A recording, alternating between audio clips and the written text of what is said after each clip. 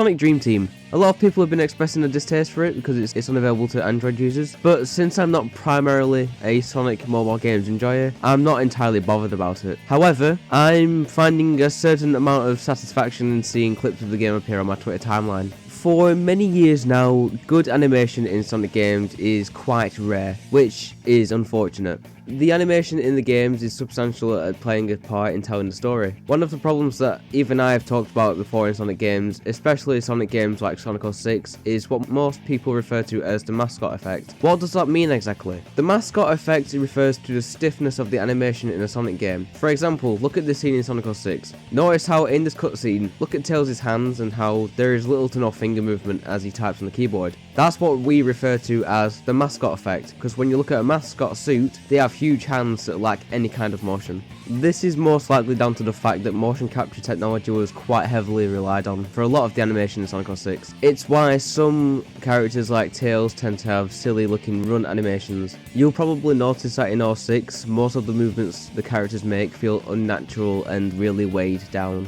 It has become less of a problem in recent Sonic games like Forces and Frontiers. Forces not so much actually. But even then, the Sonic model that is used for the pre-rendered cutscenes nowadays is pretty much expressionless. It's actually something that makes me really appreciate the character rigs that they use in the Sonic movies. The animators really make the most of the rig. Sonic doesn't have eyebrows. I mean, well, technically in a way he does. He has the shape of them, so I guess in a way he does. The animators take full advantage of the facial features of the character rig for the Mobian creatures, characters, whatever. It really does allow for some impressive expressions for them. Movie Sonic, or as some people like to call him, Sonic Wachowski, is probably one of the most expressive iterations of Sonic that we have today. And that is something I've really come to appreciate about the movies.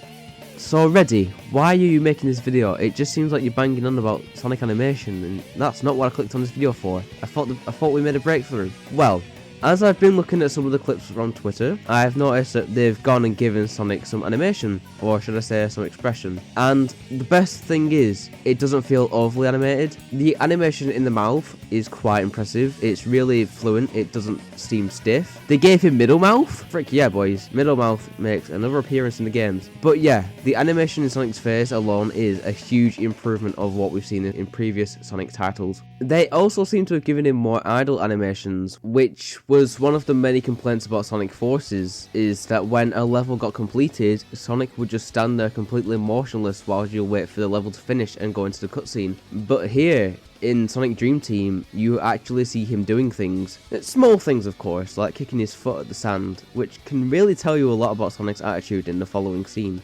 So honestly, despite some questionable choice of voice for Rouge, that rhymes. Huh? What does that even mean?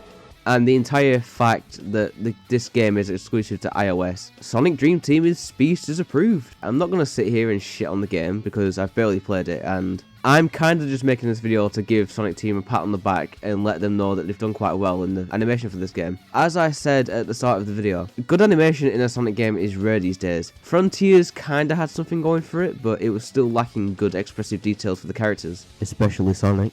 I'm also not shitting on the animators either, because having done animations myself, animating takes time, so it would be totally unfair of me to go and critique someone's animation if I hadn't done it myself. The animators who work on the Sonic games do exceptionally well with what they have to do for the games. I just think that sometimes Sonic characters in the games lack character-defining expressive animations. Characters need expressiveness in a 3D video game, otherwise they don't emote anything and just become static pixels on a monitor. How do I know if Sonic is sad, angry or happy if I can't see him showing those emotions through some kind of expression in form of an animation or something? It just defeats the purpose of having facial features if those facial features aren't going to be utilised. With that being said, thank you so much for making it to the end of the video. If you enjoyed it, please be sure to leave a like and a subscribe for future Sonic content, and also be sure to join the community Discord to be up to date with things related to Sonic and the channel, and also to communicate with me and a bunch of other Sonic fans. And as always, keep on speeding and have an absolutely fantastic day.